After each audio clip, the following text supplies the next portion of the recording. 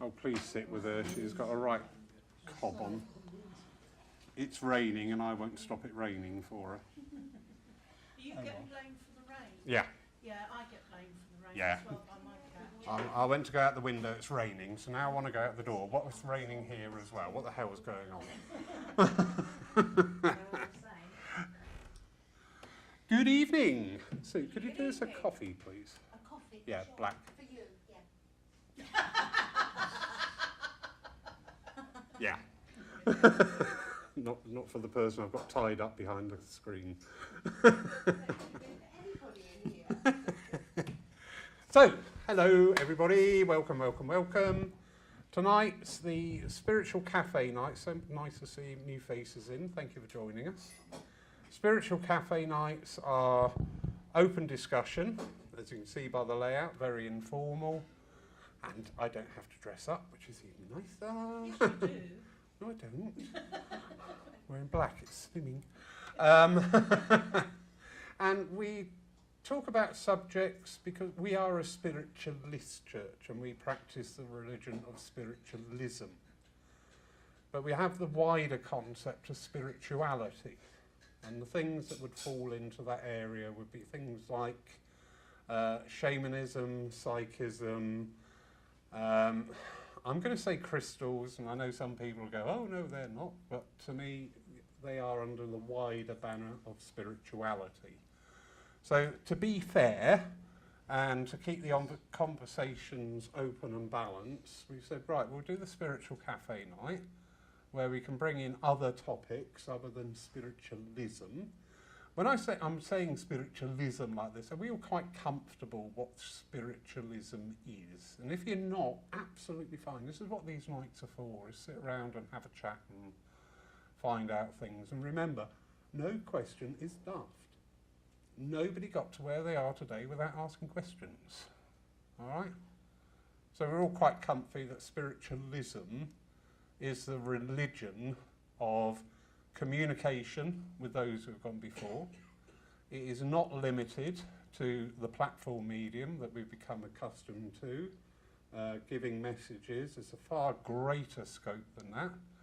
We talk about, we talk about mediums. I've been working hard, and I know I'm a bit pedantic, and I don't care, and I'm not going to apologise, so don't hold your breath. The word medium is just the interface. So we have our healing mediums, we have our evidential mediums, we have our philosophical mediums. The medium is that interaction with the spirit world, getting that either that inspiration, and who's had that light bulb moment when you're tackling something. Yeah, that's the inspiration. You know, I'm pretty sure that Spirit's wish for us here is that everybody develops a certain level of awareness where, you know, the messages, don't get me wrong, really important. We had a demonstrator the other week, and before she'd even started talking, you felt the communicator, and it was a particularly poignant one. Half the church was in tears, including me, because it was that presence was just suddenly there, manifested in the room. That's all beautiful, that's all lovely, but we need to also look at, as I say, the wider topics of spirituality, because I'm seeing a little bit of a confusion sometimes within various places of what I would call a spirituality night and what is coming in under the banner of spiritualism. I'll be honest, and we've had a discussion earlier on about this tonight.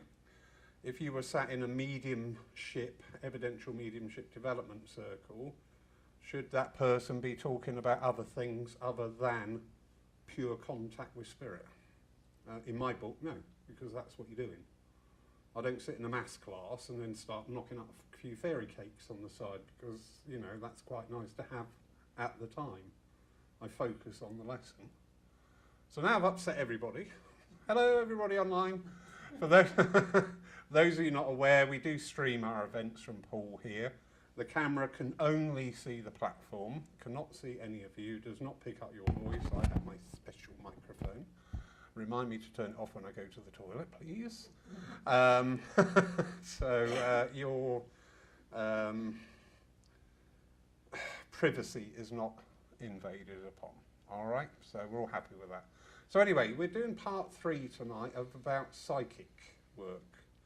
Now, those who weren't here for the first and second parts, well, you're just going to look, no. Doesn't matter, does not matter. Don't think, oh God, I've missed those, I can't join in now. But we're talking about, the first question is, what is a psychic? So for the people that have just joined us, what's your understanding of a psychic, if any? I like you. I'm going to pick on you all night. Somebody that can see or hear spirit or communicate. Okay, interesting. Or, yeah, get messages from loved ones from the other side for people. Any ideas or don't want to do it? It's up to you. Psychic. They can be possibly predictive, see things that are happening on the other side of the world, or communicate with spirit, see spirit, smell spirits. Yeah, that yeah. sense them around. Yeah. Yeah, just open to energies, really. Okay, yeah, that's quite a nice phrase, open to energies.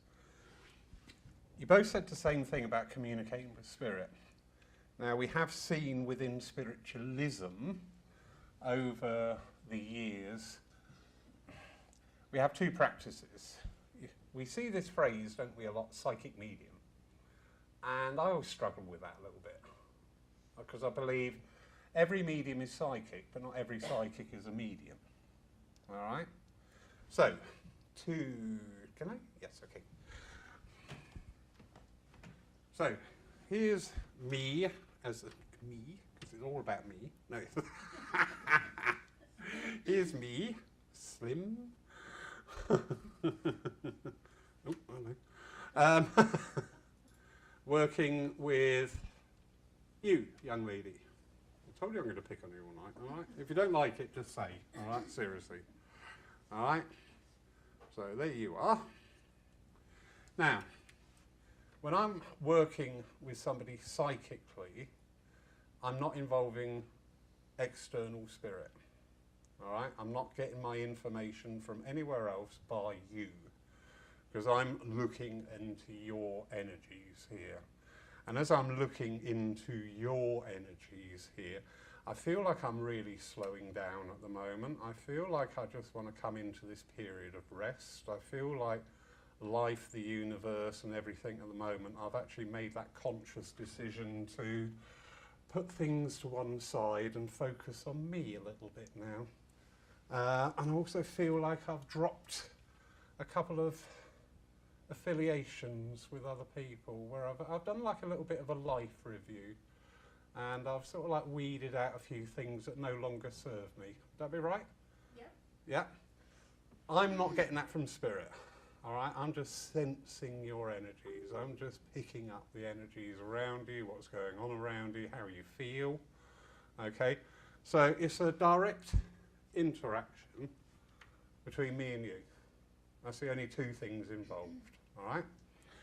Now, when we get spirit communication,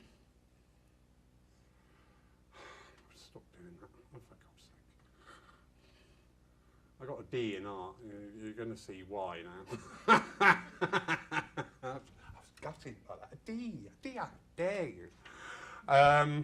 Now, when we're talking about mediumship, so when we're talking about communion with spirits, we are involving this third party. So I am connecting with the spirit, and then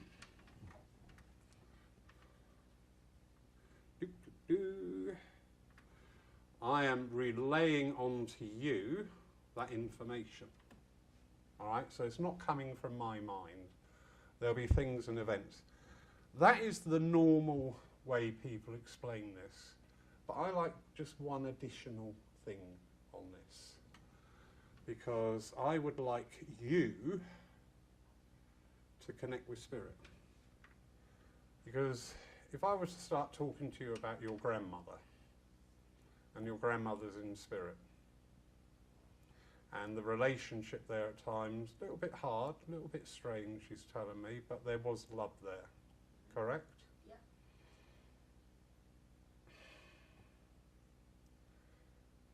She's just said, I do love you. I know I didn't show it too much. And there was distance involved, she's telling me as well. Not just emotional, but physical distance as well. Yeah? As I'm talking to you now, your thoughts are going up to your grandmother.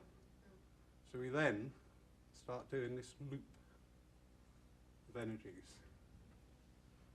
So that is, as I say, so psychic is like that. Thank you for doing that. And yeah, I like her. She's nice.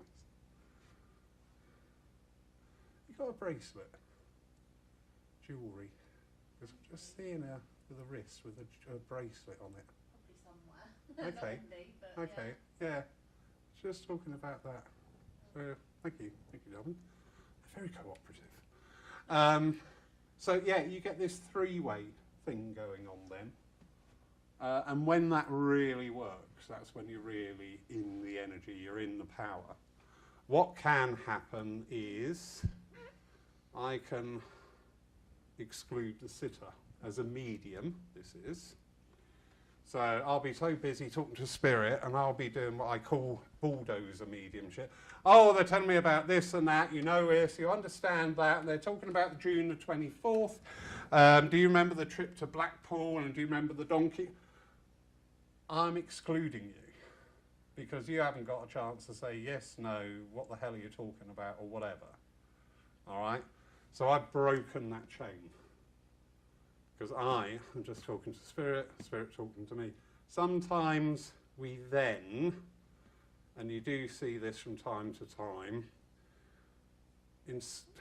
we lose the connection to spirit and we end up working psychically.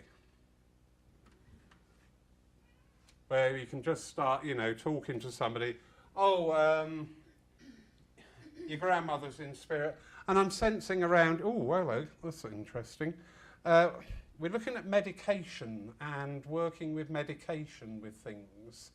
And I'm seeing like blister packs of pills. And I know we've just thought a lot about medication. All I've said is, your grandmother's in spirit. I've offered no evidence. Because our job as a medium is to start describing these people, bringing forward those memories. So I've dropped spirit out of that conversation and I've gone straight into the psychic. You should always listen to the message. And listen. Chris, stop scratching.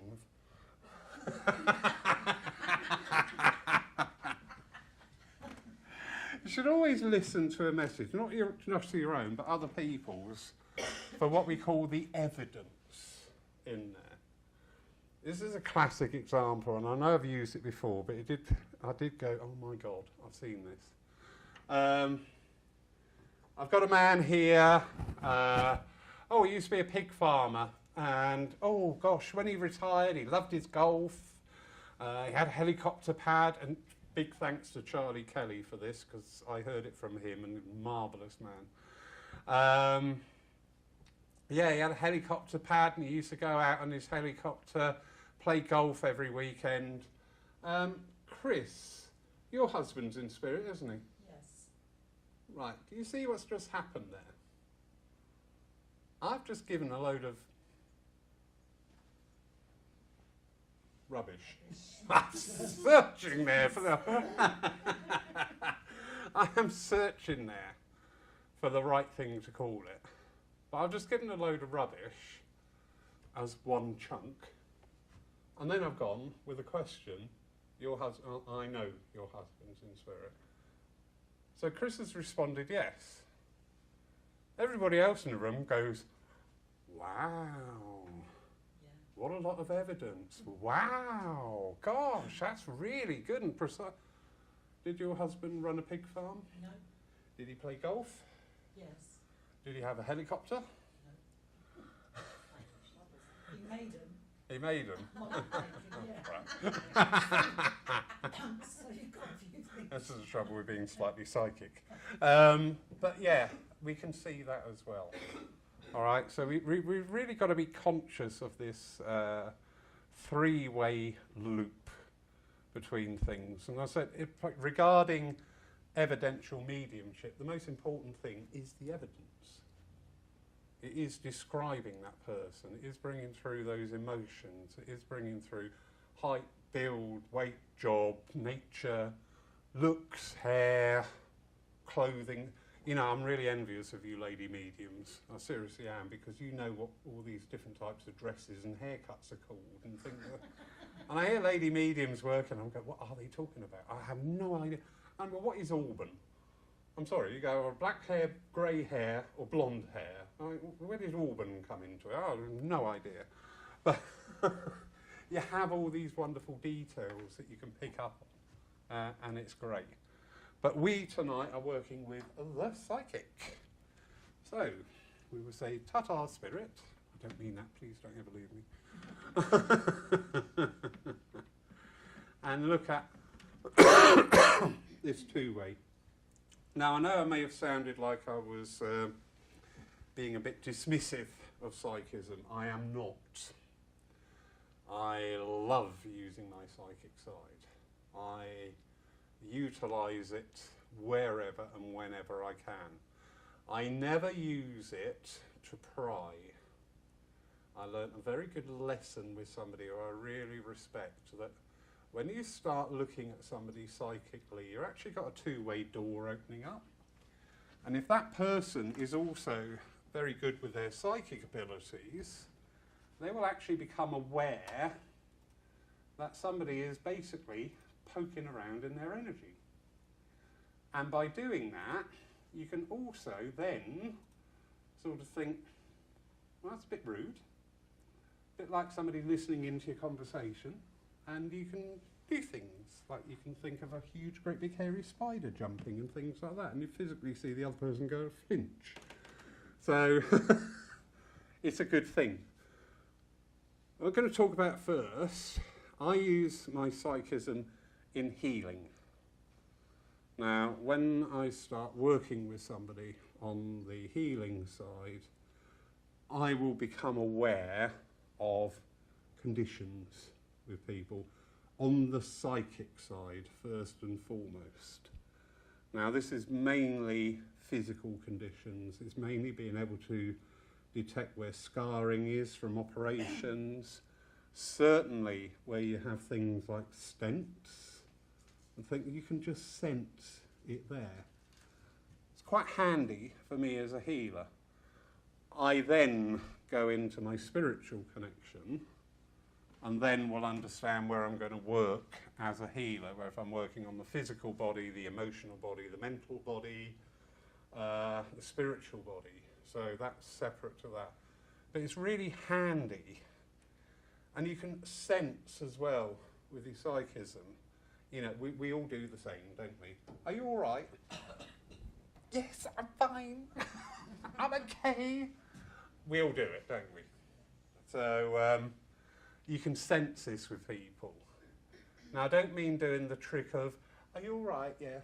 Oh, come on now, tell me the truth. And this is sort of like promoting you to find something wrong. But you can just say to people, you're all right, yeah. How's rheumatism? Oh, God, it's really playing me up at the moment. So you can, and that engenders a conversation. That engenders the ability to start trying to move forward with things. We have had, and it used to be a very big thing in the past, and not so much nowadays, psychic surgeons. Has anybody ever heard of a psychic surgeon?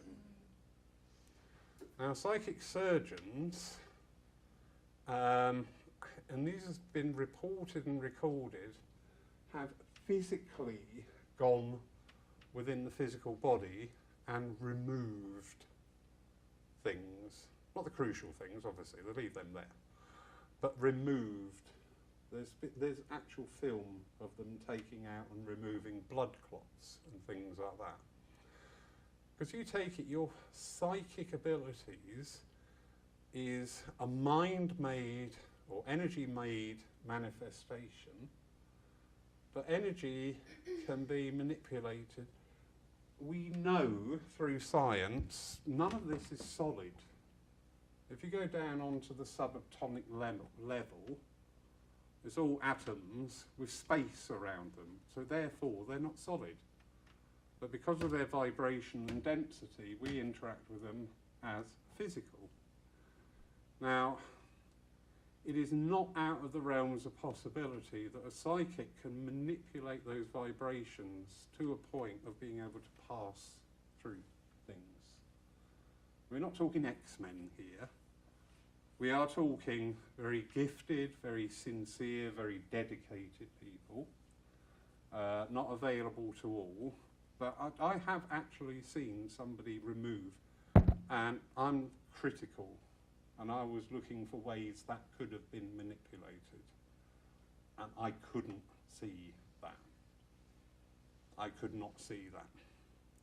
I also had an experience with the spiritists, where the healer started working, and I have an area here, and I felt just like somebody put their hand in, really deep. And I opened my eyes expecting to see somebody in front of me, and there was nobody there.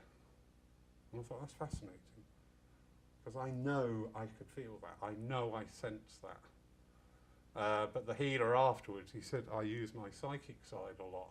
And I went, that is really interesting. Are we vaguely familiar with telekinesis? That's the ability to move things with the power of thought. So there was a very famous, you can look it up on YouTube, a lady in Russia, I think about 1930s, 1940s. And she would sit at a table with a compass and move her hands, nowhere on the compass, but around the compass, and do that, and the needle would follow her hands. There are many accounts, even indeed, you go through the Bible, some of the things in the Bible you think, that's telekinesis. That's a telekinetic ability. I can't prove it, I can't disprove it, but in my little mind, it's a logical thing. So, again, that's an expression of our psychic side.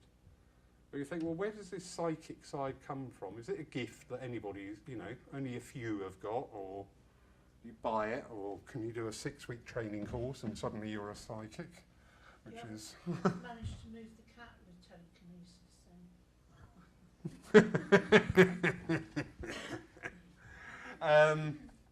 Truth is, we all are psychic. How many people have had just a thought of somebody and just thought, something's wrong, I need to phone or I need to contact? Hands up. Yeah. To me a couple of weeks ago, I was thinking about my cousin. Yeah. And a couple of hours later, she rang me to tell me her mum had died. Yeah. Yeah. And that is our psychic field, picking up things, and especially with family, because we have that deep connection. So especially with family. So you're all working in this same sort of energy field, and anybody in that energy field who is slightly disrupted, the others will naturally pick it up. Whether they have the awareness or not to act upon it is another question. But again, somebody will phone us, a good example like Chris, somebody will phone us and go, well, that's weird because I was just thinking about you. Oh, that's funny, I was just talking about you this morning, because we just have that awareness, we have that sense. This comes in because, as I say, we are all psychic because of our very nature, our very build. We have our physical bodies, love it, like it, or hate it, we have our physical bodies. But we have more than that. We have our spirit, the indomitable us, the bit of us that's lived forever and will live forever, that's come here at this time just to experience, to learn, to grow, to have fun. We're allowed to have fun. But in amongst all that, we also have, excuse me, miss, as I say, we've got our physical body, we've got our spiritual body. We also have our energetic body, or what we often term as the aura. Hands up, are we familiar with the word aura? Brilliant. Yeah. So what would the aura be made up of, other than our own energy? And being made up of energy, energy cannot be destroyed. Energy will never ever be destroyed. And when we realise that we are energetic beings, brings into play that, well, what happens to it when we stop this physical side of it? Within spiritualism, we have this understanding that we continue in one form or another. But while we're here, as I say, okay. How many people have walked into a room and gone, ooh? Yeah. And have you ever found out why you went, ooh? Yes? No? Sometimes much later. Yeah. Yeah, that's true. We can walk in a room and somebody could have just had a blazing row in there. And you've not heard anything of that row. They've had their row, gone their ways, and that's it. And you walk in, and you walk into that energy. But you don't understand. If you were in the room when the argument was going on, you would understand it. But if you walk in the room after the argument, you don't understand it. But you still register it because your vibratory field, your energetic field, is resonating with what's going on around you. There's something that I'm quite fascinated with, and I will get round to studying it one day, is geopathic energy. And that's going to different areas. Now, there's an area local to here that if you said, I've just bought your house, you can go and live there, I would probably say no. Because I am never comfortable in that area. There's nothing wrong with it. It's not, full of whatever. I just don't feel comfortable there. When I go through in a car, we come out the other side, and I always go, thanks. I'm out of there. Likewise, we can go to other areas. First time I went to the Lake District, got off the train, and oh God, I was home. Not because of the views, because of the feel of the place. How good it felt. Same with the Highlands. I go to the Highlands, and every time I go up to Scotland on a train, I can feel my spirit, my energy lifting because I'm more in harmony with that environment. So has anybody else experienced anything like that, where they've gone to a place and either felt, oh no, I don't want to come back here again, not because of sociological things, like it's full of gangs or it's just tatty, just the feel, Sue? You want me to explain? Yeah. Yeah, I went to an abbey once, the ruins of an abbey, and I hated it. Normally, I love old ruins, I love old buildings, but this particular one that I went to, it gave me the creeps. I could feel intrigue and violence. I just didn't like it. And I don't know why, I just didn't like it. People I know have been to places like Auschwitz have said it's an experience. You go there and you experience what you feel. And very interestingly, and I've seen this written several times, you never hear birdsong there. It's that powerful. Even the animal kingdom goes, no. I did go. Oh, you went? Yeah, I've been. And to the big place next door, even bigger than Auschwitz. That's it, Birkenau. And we had this tour guide, and literally nobody spoke, other than the tour guide saying, well, this is this area and this area. I never spoke to my daughter the whole trip. I just was nothing blown away. Yeah. It's an experience. I don't think I'd want to do it again, but I'm so glad I did. So glad I did experience that. Yeah.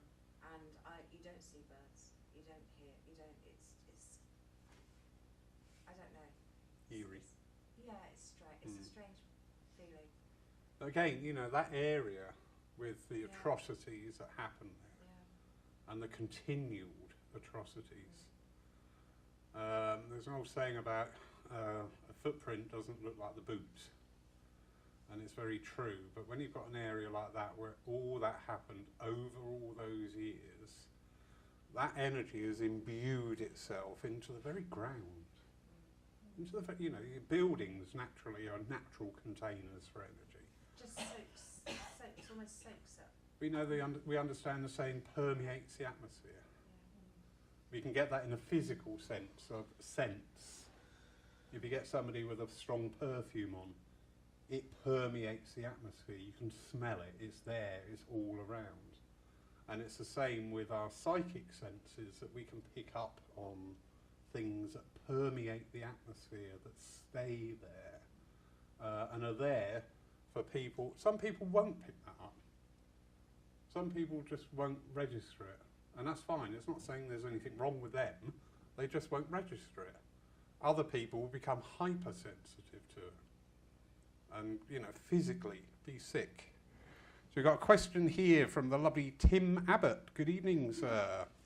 Would you agree with me that the spiritual senses such as clairvoyance, clairaudience, clairsentience, psychic, that are incorporated into mediumship? To a degree, Tim, yes.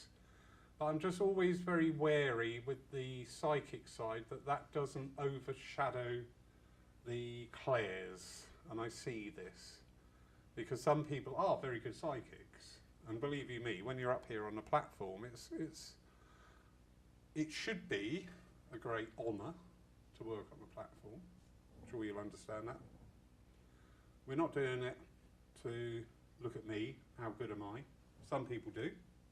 Up to them, that's their journey. It is a great honour, and it's quite, you're really working hard to do it right. Sometimes, I mean, you can get various things. The medium may not be feeling too bright that day. They may have just had a big row with the missus, you know, they just, I don't know, spent the Sunday joint money on the latest horse which lost or something. They may have had the devil's journey getting there and things like that. Sometimes you can get people sat in the church, which can be really obstructive or really hard work for whatever reason. And you do see mediums will dip into the psychic more at times to lift it up. If you do that, I've got no qualm with that, and I've done it myself. I can't say it's wrong because I've done it myself. But you've got to remember that once you've done it, then you drop it and you go back to your link with spirit. Because it is difficult. Sundays, the services, you get a different crowd of people coming in to what you would do with a den. Den people are probably looking more for the entertainment side of things. We have some wonderful mediums who are not entertainers, and that's great. That's absolutely great. You get some wonderful entertainers who aren't mediums. That's not so good. So you've got to find that, strike that happy chord. I know with the mediums that we are fortunate enough to engage here at Poole, some are brilliant at their private sit-ins. So when they're down, we work in private sit-ins. Some are great at working a demonstration. We've got lovely Sandra Mitchell Therius and Frederick Hagland next month doing a dem night. And they've got a great energy about them. They know how to keep people in the room thing. Not, I've got someone here. They feel nice. You know, you need people who are going to come in and... Right, everybody?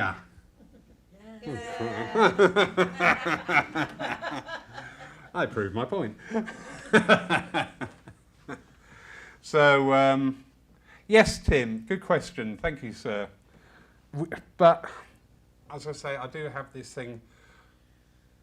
Over the last 20, 30 years, would be fair to say, the level of teaching with our congregations in churches could be improved upon.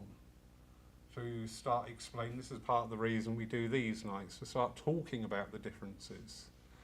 When I first started as a medium, psychism was a dirty word. Oh my goodness, I remember when well, that's just psychic. You know, said in the same sort of tone and breath as, well, they're an alcoholic. It was, yes, darling. I'm on the next course that Tim Abbott's doing actually in staff. All right. But apart from that, when I think it was in the early days when I started doing platform in a church in Derby, one of my mentors came to watch me. It was a Sunday service, divine service. And I came down all pleased with myself. And straight away he says, very good, Beverly, but there's no place for psychic at a divine service. And it just knocked my block straight away. Yeah. And again, I go back to, so Tim, we got one of your students here tonight at Poole, don't worry. I'll see him on November the 5th. Oh, see you on November the 5th. Oh, you're going to be lighting the gunpowder, are you? Yeah. Oh, good for you.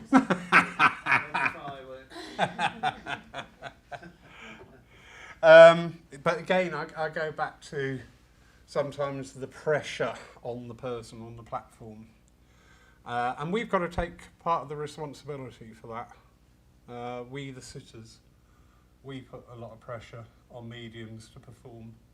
Now, we know the mediums have got the right to say yay or nay, but we're very giving, aren't we? And you get a phone call, and the first thing you say is yes. You don't. Not anymore. Good for you. Not anymore. Good. I've learned to say no. Yeah, you learned it, and this is something in this time of conversations we've been talking about. So you pick and choose where you work, Yeah, quite right. where you're valued. 100%.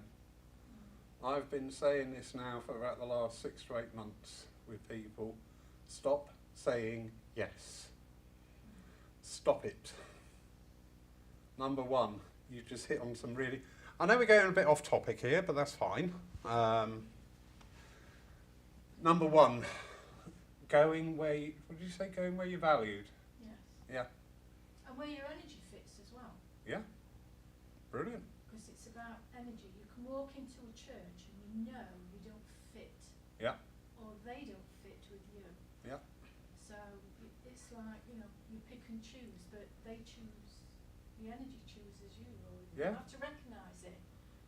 That is so refreshing to hear that. Thank you. Yeah, the more you evolve as a medium, I think you to value yourself. But you can walk into a church and know that you don't fit there. Yeah. And So you don't go back. we have various... Now, do you know what? This is just synchronicity. I'm probably going to share something I probably shouldn't share, but, well, what the hell. Up until very recently, I thought I was a horrible snob at times. I seriously thought I was a horrible snob because I would be invited to places and go, I don't want to go there. I don't want to work with those people. I don't want that person working here. And I just thought, God, you know, I know I'm not, but that's the only way I could describe it. And I sat a couple of weeks ago with upstairs, and this question again had come up. And the answer was, you spend so much time refining your vibrations, the course of vibrations become more apparent. And I went, oh, number one, thank God I'm not a snob. Yeah. But how is it, Lawrence, that Yes, darling. you can go and do a platform at a church and you perform so well, you come home on a high and you think, my God, I really did well and I'm really... Yeah, yeah.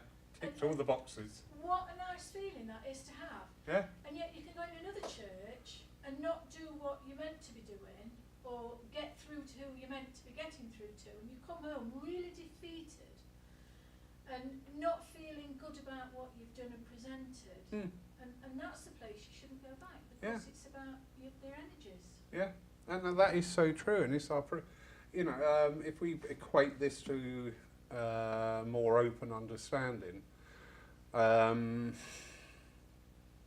okay, each and every one of you have got your signature dish in the kitchen, all right? You've all got that one thing you know you make, and it's mine is carrot cake. My carrot cake is brilliant. People love it. The people that don't love it are now in the garden, but never mind. If I gave people that carrot cake and they started going, no, I don't want that, I would feel deflated, because I've taken all that time, all that effort. I know it's good. I know it's, it's exactly to me what a cake should be like. And when people throw it back in your face, not literally, but metaphorically, yeah, you do go down. And it's exactly the same with our mediumship, because you're not going to go back to those people and say, here, have another bit. It's exactly the same with our mediumship. You go some places, and for whatever reason, your mediumship, because this is something we celebrate, our uniqueness, you will demonstrate your mediumship totally different to mine. You will resonate with people that I may not be able to reach. Likewise, I will resonate with people that you may not be able to reach. And that's absolutely fine. But again, going back to what I was talking about, the geopathic thing, churches, you can walk into some churches and centres, and it's like taking a little bus ride down Beirut, because everybody's having a go at each other. They're all... I walked into one church and I said, oh, committees at each other's throats. Who told you? I said, no, but it's in your church, love, and you need to sort it. I've done that. Yeah, I said, you seriously need to... We work with energy, and this always confuses me with a lot of churches and centres, that we work so much with energy. So we are touching on the psychic side. Sorry. No, don't Can I just apologise. tell you a story about Austin? Yeah, well, Right. is it? It's not No, watershed yet. In the early days, when we've been together 10 years. You don't look old enough, do you? Well, I think it was in the first year actually, and we had teething problems. Yeah. And we went to a church, sat at the back in the corner, and this medium straight away, we were the first one she zoned into, and she says, I don't know about you two over there, she says, but you're shrouded in red energy. She says, you must have had an argument on the way here. And we'd had a blazing row where he had to pull the car over in the car. Mm-hmm. And he had to pull it over, can you remember? We had to pull the car over to the side in case we had an accident, because we were going at it. But she was picking that up psychically. Yeah. Yeah. And again, we do that psychically. So the mediums pick that up because it's there. I work, another facet of the psychic side is you'll get people saying, oh, I'm going to start learning to do trance mediumship or physical mediumship. And you're looking into their energy and just, you may see, actually, yeah, there is potential. Do we know about our chakras? Do we understand what chakra is? Yeah. You got any idea, young man? No? No. Energy centres in your body, all right? So you've got your base chakra, and the base chakra is normally the one that, if that is quite pronounced and prominent, that is the one, that is the one that will support physical and trance work. And if that base chakra isn't that activated, then you're really going to struggle. You really will struggle. So again, that's picking things up on the psychic side. But yeah, going back to what you were saying about taking our mediumship to places we value, that is so important. I'm very pleased to say quite a few mediums, because we're mediums, we're talking to each other now. I think some mediums, though, Lawrence, to be fair to them, feel the need to be needed. Yeah. Oh yeah. Yeah. There's a difference between learning to value yourself and feeling the need to be needed. And it's about healing See? yourself as well. Very true. Very true. There is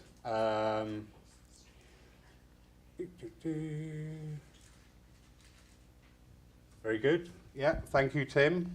Tim's just commenting and saying, and this I agree with wholeheartedly, doesn't matter if you're a psychic or a medium, as long as you tell people and don't pass it off. Oh, Spirit's telling me what I'm reading in your aura. No, naughty. Don't do that. But getting back to what you were saying, yeah, we do see. And it's a bit like the healer's journey. And I always say to the healers, remember that once you start healing, Sue, that needs filling. Thanks. Once you start on your healing journey, you're going to spend a lot of time healing yourself. Because the more you work in that healing vibration, be it hands-on spiritual or like the work you're doing, this will bring out things in yourself which will need to be worked upon. I always liken it to what they say on the aircraft safety thing. Yeah. When they say, put your own oxygen mask on before you help anyone else. Yeah. Yeah. And it's as basic as that, isn't it? If you're not all right, you can't help anybody Yeah. else. Yeah. And again, sometimes the pull to demonstrate can be used for a variety. It can be used to mask own feelings of self-worth. It can be used to mask escapism from not being happy with yourself. It can be used to be masked just to get that ego. You need ego to work on a platform, but you do not need to be egocentric. Out the door to the right. All right, okay. You do need an ego to come up on the platform to stand in front of people talking, but it's when that ego takes over, that's when things start to go horribly wrong. Because I'm not stood up here talking, you've come here to see me tonight and listen to me. Isn't that good? Aren't I wonderful? That is where we start tripping ourselves up. So. Thank you, Tim. Sorry. Normally I've got somebody watching that. Never mind.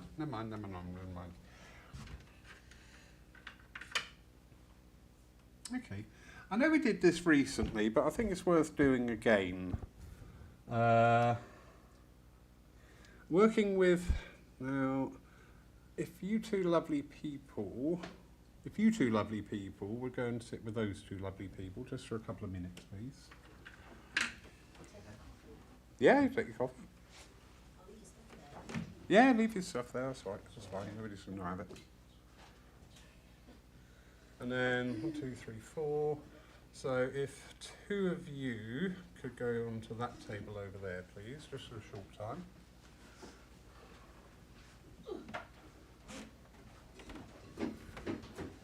Lovely. So you're left with Ted. Good luck. Again, it's just to try and give you a very, very basic idea about your energy. And this is a little way of just starting to feel that physically. So if you could pair up where you are, please, and then hold your hands up in the classic how position. How.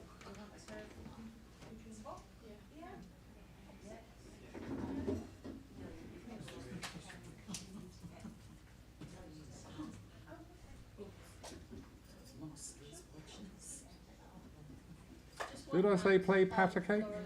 Sorry, I've got revolt going on over here. Pack it in. Behave. It's always revolting.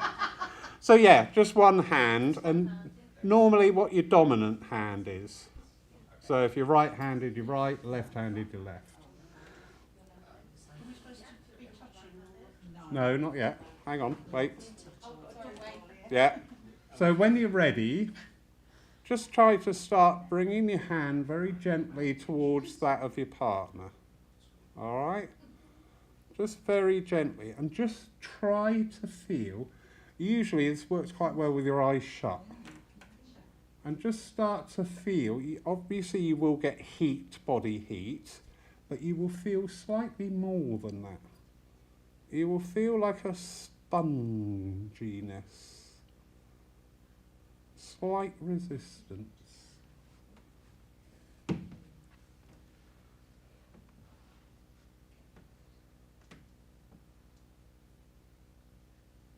And then, if you want, just pull your hand away and then just bring it back in to repeat it. And just see if you can sense.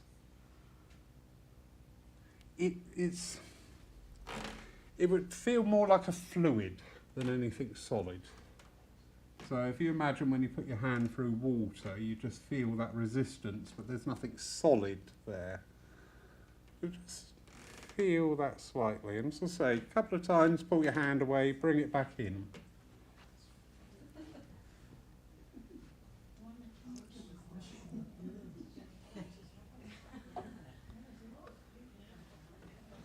It's like squashing a balloon.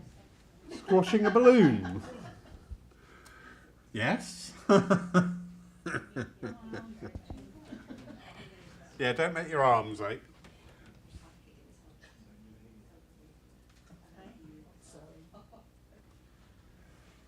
Okay.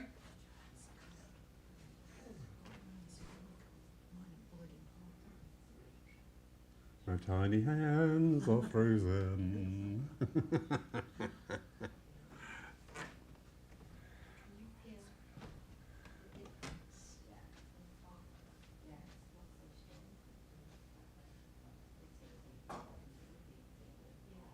Brilliant. Brilliant. Very good. Sue is tickly.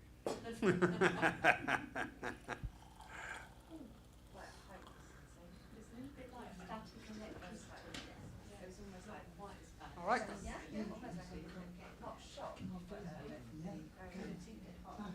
They're all away here, folks, so I can go upstairs and go to bed and leave them to it. It's great.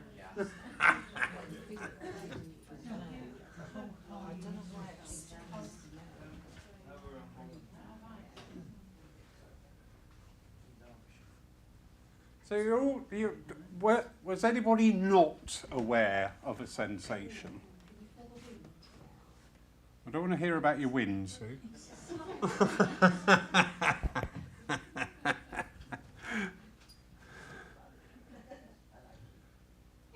Yeah.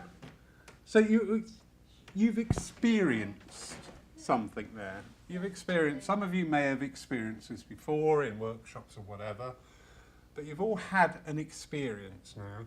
You've all given yourself something tangible you can take away and start to think. Similar to how we work with the evidential mediumship. The purpose of a good message is to make people go away and go, how's that work?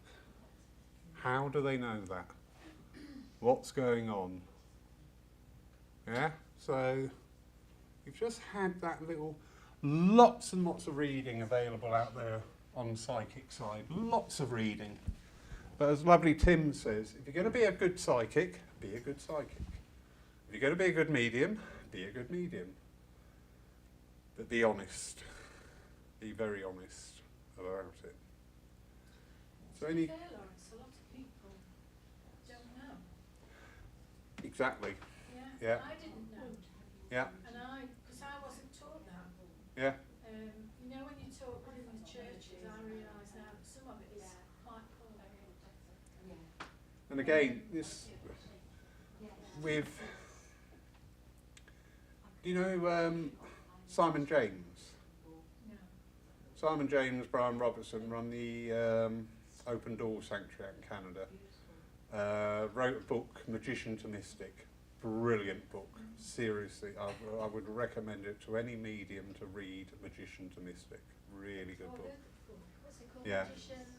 To Mystic, Yeah. and it's Simon James, Brian Robertson. It is such a good book because they talk about mediumship today in today's parlance, and they give some really good anecdotal, historic facts to it. And I'm not talking the 1900s. I'm going back to BC times. It's such a good book. Anyway, Simon was stuck over in the UK by COVID. He couldn't get back to Canada, so while he was over here, he was working out in churches and centres up around the Midlands. And we were talking one day, and this was on our Lyceum night, so it's not a private conversation. And he said, "Do you know what, Lawrence?" He said, "I left the UK 30 years ago." And he said, "And it's sad that I'm come back and that party's still going on, Yeah. that it hasn't changed." That was very impactful to me because, as I said, I just think they're amazing, both of them. I'm just, wow. If I could be half as good as you, I'd be happy, but you never do that. You be as good as you can be. But that was really poignant at the time as well. It was a really big indicator and helped me with the direction of things, about talking more about spiritualism and spirituality. Looking at the language we use, because we got very confused on our language. As I say, you say medium, oh, somebody on the platform have got your mother in. It's not right. I know it sounds pedantic, I know it sounds picky, but it is confusing to people. Especially within our healing teams. Our healing mediums are awesome.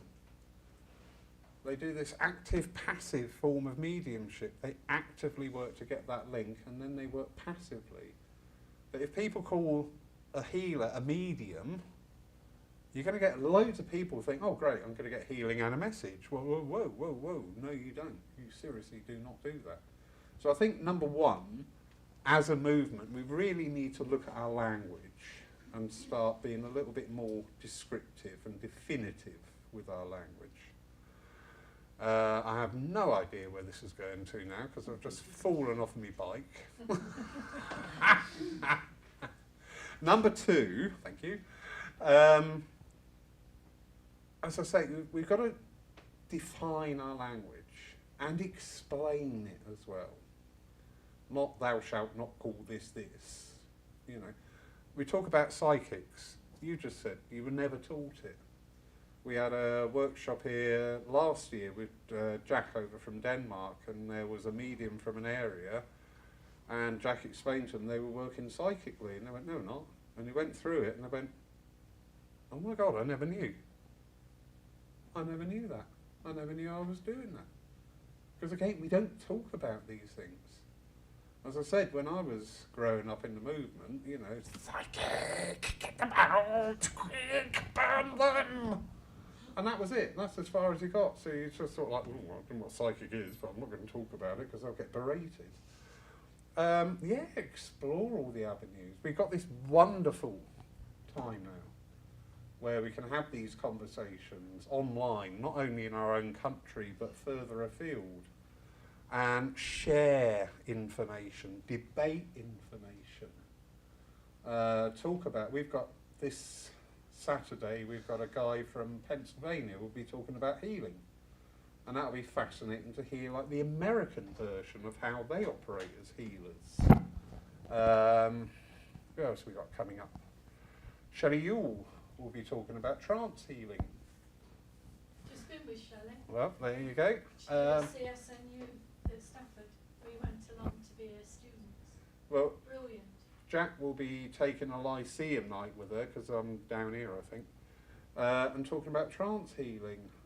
We've got Jackie Wright coming in and talk about spiritualism. You know, and this is amazing now that we can... Yes, my darling. Sorry, when you're saying trance Don't say healing, sorry. All right? No, as I said, don't say sorry. Are they healing and they do trance? They will... Well, what's your understanding with trance healing? I don't touch trance because Okay. That's fine. Struggle enough with mediumship. Yeah, I just- My understanding of trance is obviously the body's taken over by a No. spirit or no? No, that's Hollywood. It's not possession, Oh, okay. all right? Oh, I know, I've seen a couple of people in trance. Yeah, at the church. they are not possessed. No. Okay, But and again, this is what I say about our language, Okay, because we tell ourselves things as well. Okay. To build that link with spirit, you've got to work in your own awareness. And it's very difficult. I struggled for years. I'm sure you probably had this in circles. Clear your mind of everything and then ask spirit to step in. And you go, what? How the hell do you do that? It is something you learn. And we're sort of like, okay, we'll just work very briefly with awareness. So if you all shut your eyes and just in your mind recreate where you're sitting right now, looking around the church, you know what's around you, but not fixing on anything, not allowing anything to take your thoughts. There's a door there, so what? There's a trolley there, there's a tea urn on it, there's some cakes at the end, there's a cat over the back, there's a dog down here, there's this pillock sat on the platform ramming away, he's got a whiteboard with it. So you're getting your awareness of everything, but you're not fixing on it.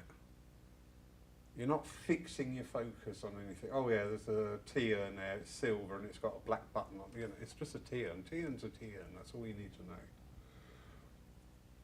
When you get really good with working your awareness, is where you start building your link with the spirit world. And it's allowing that awareness to be open, that spirit's thoughts can really overshadow yours. We had a trance address just recently, and you could tell by the difference in the diction and the wordage that was being used that there was definitely another party involved. It's amazing. So the trance side, the medium's consciousness is preoccupied with other things, and the spirit energy will influence enough to give the words, to give the feeling, to give the energy, whereas your awareness is still just occupied. One description I heard once, and I thought, I quite like that, and somebody said, what do you feel as a medium when you're in trance? And the lady involved said, it was a bit like sitting in another room where you can hear a conversation, but it's muffled by the distance. And I thought, I quite like that. I quite like that. So trance is just stepping away, stepping out of your thoughts and allowing the thoughts of the spirit world to take over. Now, in that state, you can have healers coming. Because don't forget, the spirit world is a very big, active, vibrant world. It is a world full of intelligence. Thank God there is one world full of intelligence. And it is a world full of people with different experiences, different gifts, different abilities. Exactly the same as it is here. If you want some plumbing doing, you don't call your dentist. If you want some dental work doing, you don't call a scaffolder. Exactly the same with the spirit world.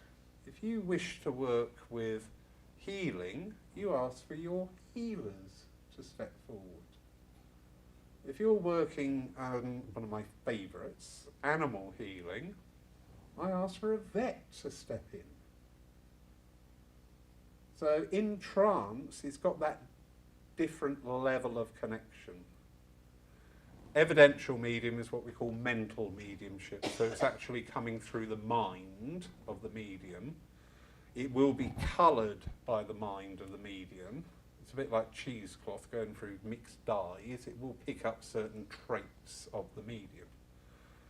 I've got a bit of a sense of humour, and that comes forward at times in my mediumship, because I'm still an active part of that communication.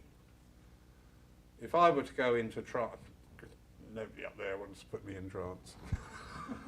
I always said, I know when it's my time to go over, because my lot will all be reincarnating on Earth, going, oh, quick, it's coming, let's get out of here. Trance there is the absolute barest minimum of the medium involved in the communication, if at all anything. And when I say the absolute barest minimum, and that is just the facility to formulate words and to deliver speech and to deliver diction. Otherwise, it's purely somebody else's thoughts. Really. You know what they just showed me? A ventriloquist dummy. And actually, that's not a bad simile. That isn't a bad simile. All right? You've got the spirit communicator is operating the dummy. Oh, I'll put my hands up for that title. Is operating the dummy, making the mouth move and giving the voice. That's what I did it. Giving the voice. Oh, I got a new job. Brilliant. So yeah, in a funny way, just to get over the thought. That's how trance works. And again, who's working with you in trance? And as I say, we must never, ever, ever forget the intelligence of the spirit world. As in, we must also never, ever, ever forget to involve the spirit world in what we do and what we plan and what we ask for and how we work. I do hear at times, well, when I'm on the mediumship, I get this and this happens and then I do that and I respond to this and I do that, and I'm thinking, okay, what does the spirit world say about that then? Where's the spirit in that? It's a bit like having a split personality when we start saying we. So, trance healing is, the medium has got to that state of stepping right out of the way. Yeah, not having their personality, their thoughts, their opinions on things, which you do sometimes hear. You hear trance is very subjective. I do have a thing going on at the moment about we need to experience spiritualism. All right? This is not Netflix, this is not Disney Plus, this is not something you sit there to be entertained with or to sit there with the voyeuristic view of, well, what you're doing, come on, entertain me sort of thing. You've got to be involved in that energy. I was just talking recently about a message that was delivered from here a couple of weeks ago, and before the mouth was open, the presence of spirit was felt. It was brilliant. It was so good. People were actively crying. It was a daughter being reunited with a father. But it was just there. It's what I say, it's an experience. Because everybody in the room, I'm telling you about it now, second hand, and you're hearing a story. So it's a difference between knowledge and experience. We can all acquire knowledge. We can all sit there reading 24 hours a day, Googling everything. We're acquiring knowledge. But sooner or later we want to acquire that experience. We want to expose ourselves to having those experiences. To sitting in circle. To watching, listening to trance. We've got a trance den on in the area on Saturday night. Mark Stone's up at Charminster. Mark's trance is beautiful. Absolutely beautiful. You can sit, and he's done it here, 2.5 hours, talking about things that engage you. They're never challenging. Never says, you've got to do this. It's always put in the way, well, have you considered this? Have you thought about that? He can do that for 2.5 hours. He never stumbles over his words. He never coughs. He never stops for a glass of water. You try doing that. Very philosophical, isn't it? Very, Yeah. very. And again, the wonders with trance mediumship is you're going to bring through a school of thought. We do have this thing of we're looking for, number one, the answer, and the right answer to everything. Well, actually, you're not going to get it. You'll get indicators, because the answer is your answer made up by your journey. And if we had 3 trance mediums up here talking about the same subject, you would get 3 points of view on that. And you know, that is how the spirit world operates. It's similar to this world, except it's not run by the Tories. But Or any politician. or any politician, exactly. It's, you know, it is just a place of acquiring knowledge and growth and love and harmony and debate. Unfortunately, on the earth plane, if you get 2 people, you have a debate. If you get 3 people, you get somebody who's going to be canvassing for the other one to join their side so they can oust the other one. It's oh, stop it, stop it, stop it. Anyway, any questions? Yeah, well, it's not a question. as Well, such. well, I said questions, so... No.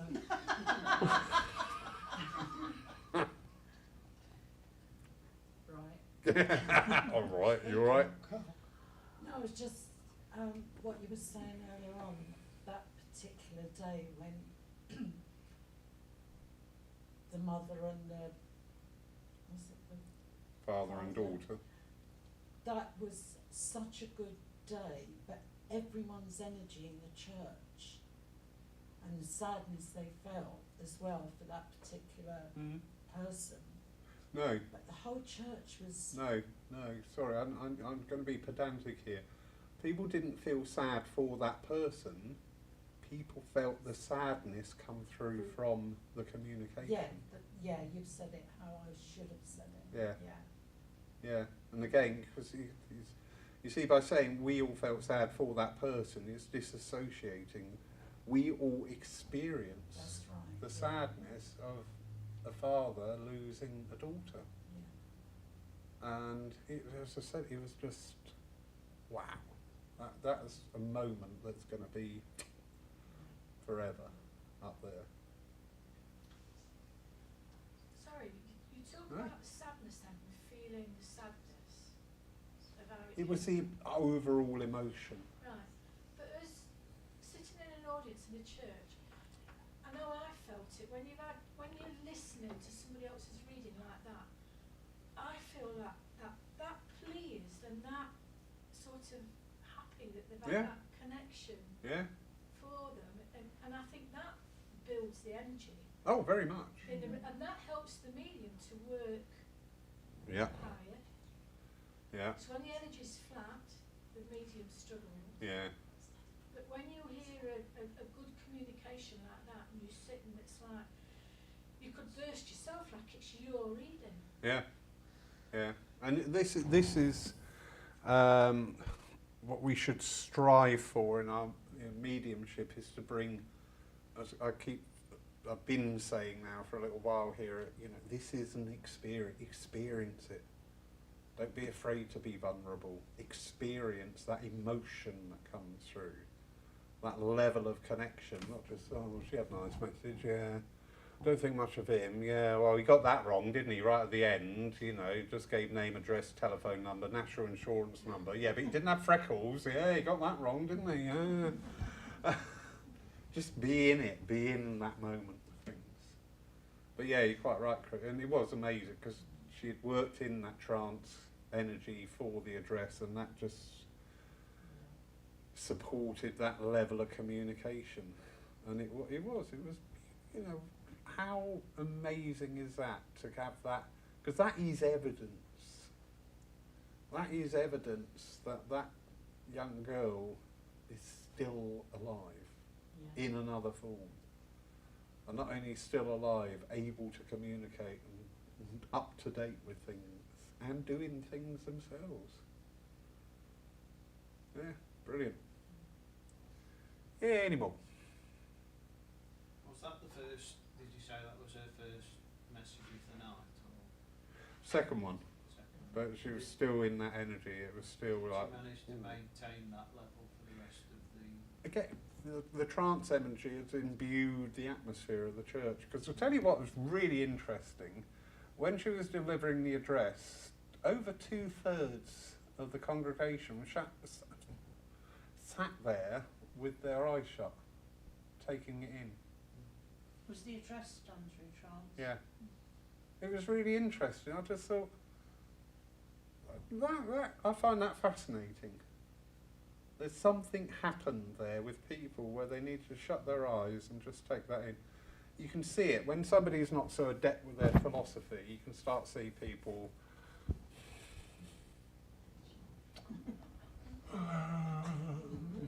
doing that. Drifting off somewhere.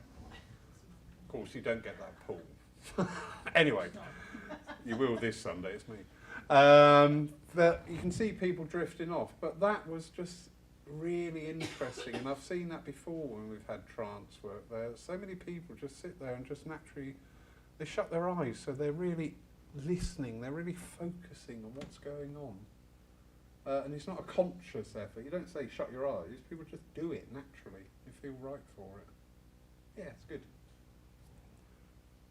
Yeah, anybody else? No? All happy? Super. Super, super, super. Thank you. I've enjoyed the last 3 weeks. I know we've gone off topic tonight, but that's absolutely fine. Because as Maureen Littman used to say, it's good to talk. So, oh, More coming up. thank you, Gail. Any more? Like Psychic Cafe, moving forward, is there any more? The next spiritual cafe night, we are doing a evening of musical mediumship with a lady called Jo Gordon, who gets her links through pieces of music which she You compiled. meant you were going to sing and dance. I can sing and dance if you want. Ever, ever. Yep. Oi. Let your tyres down, yeah? Yeah, so the next one, we've got a week-long course with a guy over from Sweden. Because of the demands on the church, we're going to be doing a dem in the evening. But there will be another one, won't be one in December because the 4th Wednesday is in between Christmas and New Year. So we'll be back in January, basically. But in the meantime, we have on the first Wednesday a month awareness nights where the topic is spiritualism. Second Wednesday of the month, we have a open development circle. So we look at different aspects of mediumship, but you do need a certain sort of understand it. You got the understand. You sat in circle, yeah. So it's a time where you can come in and I'll break it down into, you may be working on just clairsentience or just the feeling or whatever. All right. Third Wednesday of the month is open meditation circle, and that is just chill out time. That is. So yeah, as I say, just keep your eye on the website. Yeah, thanks. Yeah. This month, or October's is now up and running out there. There's just one thing that needs clarifying. But yeah, thank you. Thank you all. Hope you've had fun. Had cakes. See, nobody's eaten a banana. You're on the healthy one. Do you know, I was going to ask you if I could take one home, actually. Yeah, can I take a banana? Yeah, no, please do. Yeah, they're there to be eaten. I'll take a banana as well. Have a banana. Did you think there was something on the laptop were you going to say? No? No, it's all right. There's somebody just dropped a message there, and so thank you, Gail. That's much appreciated. Yeah, lovely. So, You've worn the cat out. She's exhausted. well, she's Looking at you. yeah. Lawrence, when you're working on platform then, going back to the psychic, when you're working on platform then, you feel that you've just said something psychically, or you can feel that psychic coming in. Do you work with it, or do you go back to your... No, I go unit? back. Yeah, I go Yeah. back. See, I struggle with that, because I've, yeah. When I first went on platform, I didn't realise that I was working as psychically as I was. Do you go direct to people? No. You don't? No, it's Okay. Okay. I've tried and I've tried. Yeah. It depends where I am. Yeah. sometimes I've gone into a church where the energy has been quite filled and full, and I have gone direct, but mostly I do tend to throw it out. I always used to go direct because my thinking was by going direct as another level of evidence. Yeah. That if you go to somebody, I know this, so Christine, I've got your father here, I know I'm talking about the Marines and everything. You know, not only have I got that evidence, but out of everyone in the room, I've gone to the right person. However, the pitfall of that is when you start going direct, there is more potential for you to go psychic. Because you're going straight to Christine, and as you're talking and giving the evidence you've already got, you're starting to link straight away there. Yeah. Now, another one with that one is, Tim, I'm ruining one of your students here. You're going to have to clear all this mess up in November. Tim throws it out, actually. Another one is where confusion comes in, where I've been taught by the SNU and done quite a lot of workshops through the SNU. Yeah. And they keep moving the goalposts. Yeah. And it's like 1 minute, oh no, you don't go direct, you throw it out because you work your audience. Keep your audience entertained. Yeah. Because while you're throwing it out, you're coming out with information, they're going, me. Is that me? Is that Auntie Gladys? Is that Yeah. Nan? And as soon as you connect with the person, they go, ugh. And the That is true. That is true to a degree. But then another week, you go on a workshop. Oh no, the SNU doesn't do that no more. You've got to go direct. Well, surely I'm not. Listen, I love everybody, all right, and I always say Paul is a bit like Switzerland. We're very neutral here. Surely that is up to the tutor how they demonstrate. But does it not confuse? Of course it does. Yeah. Yeah, of course it will. But surely, when you're working as a medium, you will find your own way of working. Yeah. When you chuck your L plates off. When you No. go off in the big wide world, I always say you go your own way. When you want to work as a psychic, you just do one-to-ones. We're all, and some mediums don't do centres and churches at all. They'll go off ghost hunting. Yeah. Or go on stage or do a demo in a pub or Yeah. something like that. Oh Yeah. gosh, that's the in thing around us at the minute, is that you do. But You actually, find they all work differently. Like some mediums will know who exactly they're going to. Others Yeah. will give out a general message, and then people put their hands up if they can But I relate mean, to it. if you're sitting in the audience and they throw it out and the message is too general, Yes, Yeah. yeah. I you know, agree. it's not. It's Yeah. confusing for people. You need. You know, I've got a It is good grandmother if you in can go spirit. straight, Well, most of yeah. us have got a grandmother in spirit at our age, haven't we? Cool. You know, Yeah. and it, you know, and she's knitting. Yeah, well, most of my Yeah. grandmother's generation. spent a lot of time in the kitchen. Yes. Yeah. No, Sherlock. She's wearing an apron, you know. Yeah. Yeah. My grandmother did a lot of knitting and wore an apron and spent Well, all they her all did. time in the They kitchen. all did, didn't they? That Yeah. generation, they were housewives. The only thing I You can know. differentiate my grandmother is she worked in a musician's factory during the war. And I think that's the only thing I know about her that defines the difference. A munitions factory. Munitions. So did my grandmother. She worked at Woolwich Arsenal. Yeah. And Can the I- chemicals, she lost all her teeth. Can I ask, as a medium, Yeah. does the spirit that you communicate with sort of point you in the direction of who you're going to, or You or can. do you feel drawn, or is it just a feeling, or because obviously with say there's 50 people, 100 Yeah. people in the audience. 100. I like that. My usual Or crowd. maybe not 100. A bit overkill that. In your drum. Oh no, don't undo the good work you've just done. But yeah, I mean, so will they say, oh, it's that gentleman there, and you go, right, I'm coming straight to you, or is it right? Oh wow, I'm drawn straight to that man, or it's obviously Okay. a medium, so I'm just curious as Yeah. to Few maybe just your personal experience, Yeah. what other mediums have said to you. few points on what you've just said there. You picked up on it very well. Right, so we're doing a dem. And Chris, I want to come to you, please. I know I've got a husband here. I know his name is Dirk. This is all things that I know.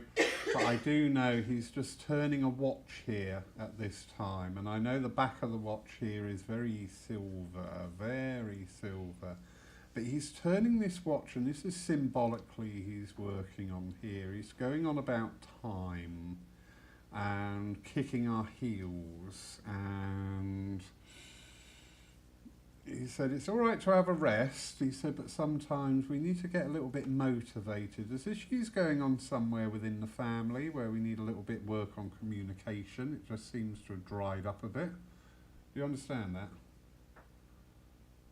I could say yes, but I don't know whether you're No, you're sorry. actually doing it. The whole thing, I beg your pardon. Yeah, the whole thing. But what I've just done now, I've gone to Christine direct. So the minute I've done that, you've all switched off. All right, maybe not tonight because you're looking at it in a different energy. You're looking at it from a learning point of view. But if you all just sat there and, you know, you've just had your pint at the bar before you come in and everything, and you're waiting for a message, the minute I go to Chris, you all go, switch off.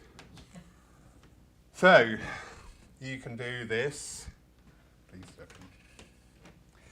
We've got a gentleman stepping in here, and I've just heard the name of George coming through with him. I know this gentleman, he's got a really nice way about him because he's been very helpful. He understands what's going on tonight, and he's very happy to lend a hand here. I need to work a wee bit more to get the connection, whether this is found, because I've just gone out of my head because it's so strong, thank you, on the connection here. But I know I've got a really good laugh with this gentleman as well, and I know this this gentleman would have really been very helpful to others because just showing me changing inner tubes on bicycles. For Gen Xers, that was the thing that used to sit in the tyres on your bike. He's laughing about that. He's very up on things. He's very astute about things. I think I actually want to work with you, my darling. Would you understand? I have 3 Uncle Georges in spirit. Yeah. My dad did all the local kids' punctures on the bikes. So, yes, spirit can direct you. Also, with something like that, you could throw that out. Who would understand that? When you said George, I was thinking about my ex-boss called George earlier today, but also when you said there's a we something, you said we as in little something, and but you weren't living with him then, and that's because he was Scottish. Okay, So that's something he would have. yeah. And that's an interesting thing. You pick up some of the wordage at times. So that message could have gone one of 2 ways. I could have thrown that out and I would have had 2 links. Yeah. Then I would have had to work on separating the 2, on which one I'm actually working with, if not both. Or, George is great, I like him, he's fun. You just try and ask Spirit to give you more information for that. Yeah, you asked. To know who you're going to, sort of thing. Yeah. I did say, take me to where I'm going, and the second I said that, I knew where I was going. Yeah. Because that's the intelligence of spirit. Yeah, and they know what we're doing tonight. We're experimenting, and they love it. Yeah, because But they is- want to experiment. Is George there? Yeah, So George is relaying to your guide. no, George is relaying to me. All right. Remember the 3? Yeah. There's no guide in there.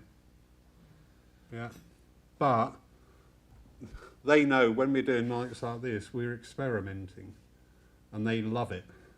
Yeah. They absolutely love it because it's, oh yeah, come on, yeah, we can try that, we can try, because they're intelligent, they're people just like us without the stuff that we carry, yeah. And they've got the, you know, they want these things to happen. They want people to try different things. That's good. Thank you so much for being here. Thank you. Yeah. So, does that answer your question? Yes, yes, very much Yeah. so. Thank you. Depends on the medium. Every medium is unique and individual. Absolutely, yeah. Every session is unique and individual, because the medium needs to work and hold and maintain their own power, stay in their own power, but their power will be affected by the people in the room. We had a dem not too long ago, and the phrase "kill me now" came to mind.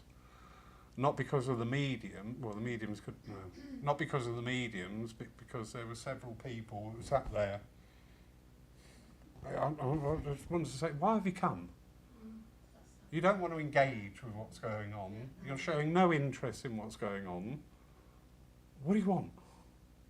You know, seriously. But they've probably been brought up and fed and educated on psychic nights, where they can have the, you know, and somebody go to them direct, and just give them a psychic reading. And they go out quite content because they think they've had a really good night out with a medium, but they haven't.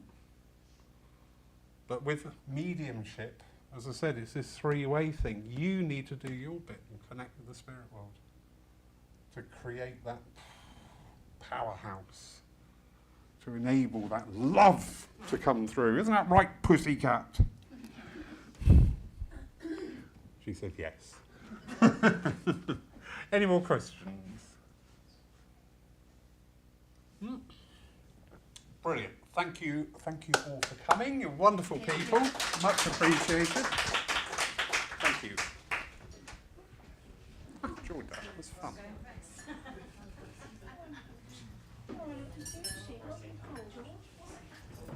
Eddie.